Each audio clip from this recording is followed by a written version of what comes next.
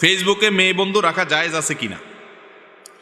ফেসবুকে ফ্রেন্ড লিস্টে কোনো মেয়েকে বন্ধু হিসেবে রাখবেন কিনা? এর উত্তর হলো, যদি কোনো মেয়ে বন্ধু আপনার ফেসবুকে অ্যাড করেন, তার সাথে চ্যাটিং করার সুযোগ তৈরি হবে, সে কমেন্ট করবে, সে লাইক করবে, তার আপনার পোস্টে সে লাভ রিয়্যাক্ট দিলে আপনার ভিতরে উতাল ফতাল শুরু হয়ে যাবে, এরকম আশঙ্কা যদি হয়, তাহলে সেক্ষেত্রে ওই মেয়ে বন্ধু নিজের ফ্রেন্ড তালিকায় রাখা জায়েজ হবে না।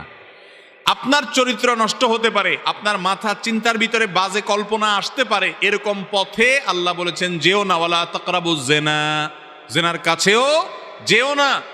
আপনি হয়তো বলতেছেন না, কি আর হবে, আস্তে আস্তে আস্তে আস্তে ঠিকই অনেক কিছু হয়ে যাবে, ঈমান নষ্ট হবে, আমল নষ্ট হবে, আপনি খবরও রাখতে পারবেন না।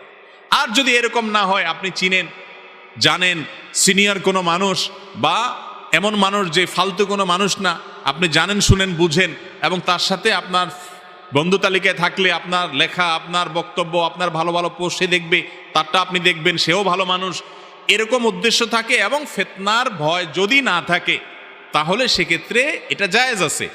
মনে রাখবেন, ফিতনার আশঙ্কা যদি একটুও থাকে, একজন ঈমানদার তিনি নিজেকে কোনো অবস্থাতে অসতর্ক করবেন না, তিনি সবসময় সতর্ক করবেন।